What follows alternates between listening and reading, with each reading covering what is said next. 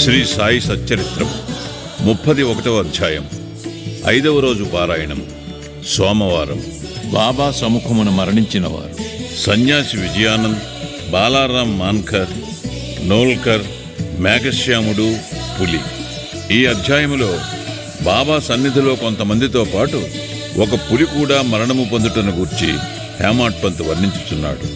మరణకాలమున మనస్సునందున్న కోరిక గాని ఆలోచన గాని ఆ వ్యక్తి భవిష్యత్తును నిశ్చయించును. భగవద్గీత 8వ అధ్యాయమున 5, 6 శ్లోకములలో శ్రీకృష్ణుడు ఇట్లు చెప్పి ఉన్నాడు: ఎవరైతే వారి అంత్యదశయందు నన్ను జ్ఞప్తియందుంచుకుందురో వారు నన్ను చేరెదరు. ఎవరైతే ఏదో మరొక దానిని ధ్యానించెదరో వారు దానినే పొందుదరు. అంత్యకాలమందు మనము మంచి ఆలోచనలే మనస్సునందుంచుకునగలమను నిశ్చయము లేదు.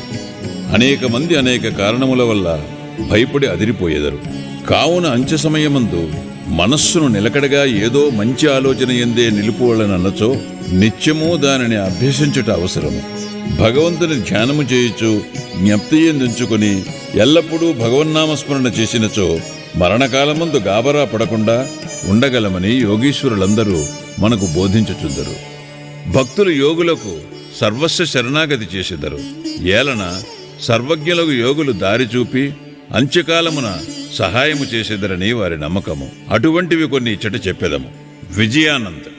విజయానందును మద్రాసు దేశపు సన్యాసి మానస సరోవరమునకు యాత్రార్థమై బయలుదేరెను. మార్గములో బాబా సంగతి విని షిరిడీలో ఆగెను. అక్కడ హరిద్వారము నుంచి వచ్చిన సన్యాసియగు సోమదేవస్వామిని కలుసుకొనెను. మానస సరోవరపు యాత్ర గూర్చి వివరములను కనుగొనెను. మానస సరోవరము గంగోత్రికి 500 మైళ్ల పైన గలదని, ప్రయాణములో కలుగు కష్టములన్నిటినీ ఆ స్వామి వర్ణించాను. మంచు ఎక్కువనియు, భాష ప్రతి 50 క్రోసులకు మారుననియు, భూటాన్ ప్రజల సంశయ నైజమును, వారు యాత్రికులను పెట్టు కష్టములు మొదలుగును వానిని చెప్పాను. దీనిని విని సన్యాసి నిరాశ చెంది యాత్రను మానుకొనెను.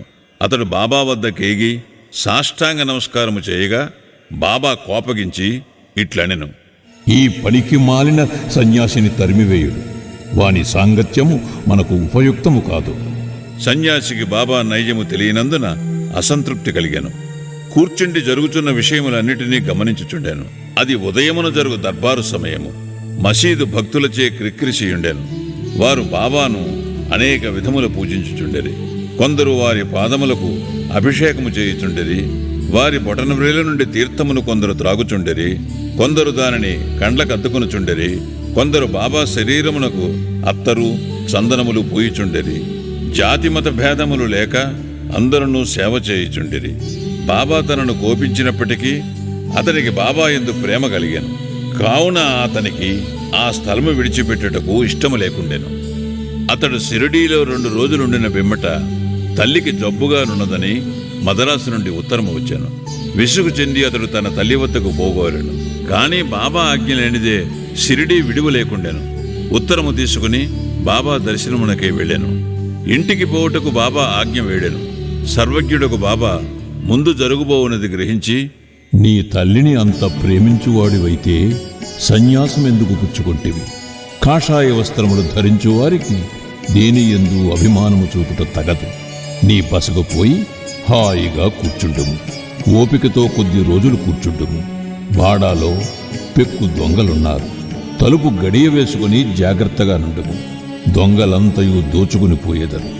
ధనము, ఐశ్వర్యము మొదలగునవి నిత్యము కావు. శరీరము శిథిలమై తుదకు నశించును. దీనిని తెలుసుకుని నీ కర్తవ్యమును చేయుము. ఇహలోక పరలోక వస్తువులన్నిటి యందు గల అభిమానమును విడిచిపెట్టుము.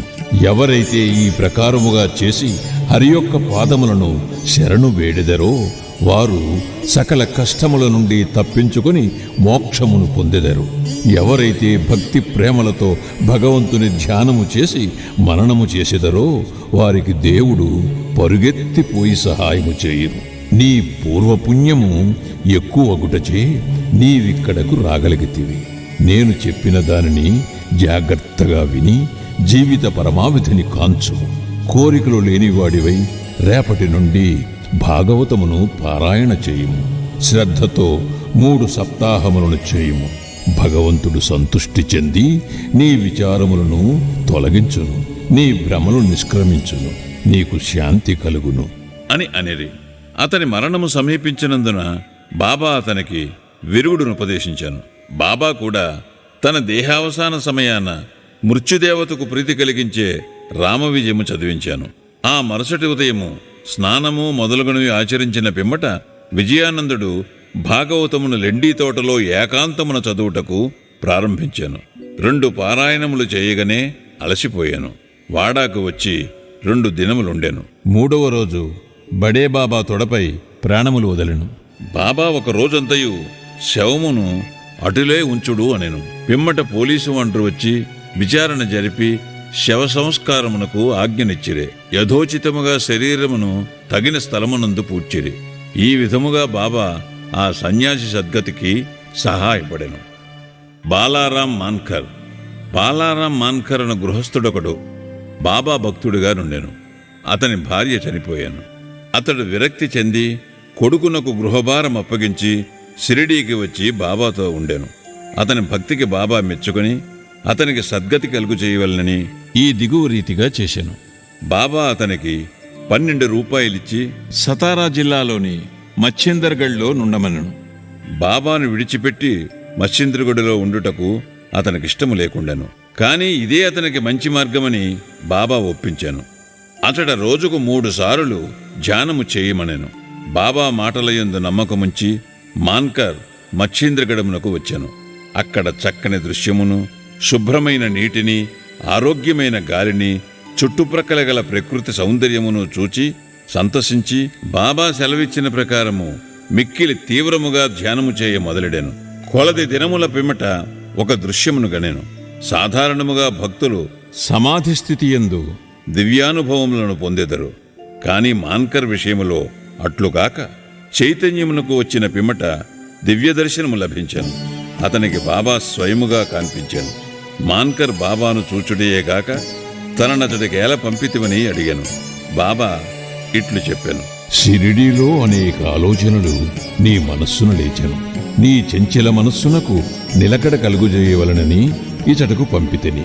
నీవు పంచేంద్రియములతో 3.5 మూరల మనిషిగా నన్ను భావించితివి. నేను ఎల్లప్పుడూ షిరిడీలోనే ఉండేదననుకుంటివి. ఇప్పుడు నీవిచట చూచిన నా రూపము షిరిడీలో చూచిన నా రూపముతో సమానముగా ఉన్నదో లేదో నిర్ధారింపుము. ఇందుకే నిన్నిచ్చటికి పంపితిని. కొంతకాలము గడిచిన పిమ్మట మాన్కర్ గడమును విడిచి బాంద్రాకు పయనమయ్యాను. పూనా నుండి దాదరకు రైలులో పోవాలని అనుకున్నాను. టిక్కెట్టు కొరకు బుకింగ్ ఆఫీసుకు పోగా అది మిక్కిలి క్రిక్కిరిసి ఉండెను. అతనికి టిక్కెట్టు దొరకకుండాను. లంగోటీ కట్టుకుని కంబళి కప్పుకున్న ఒక పల్లెటూరు వాడు వచ్చి మీరెక్కడికి పోవుచున్నారు అని అడిగాను. దాదరుకని మాన్కర్ బదులు చెప్పాను.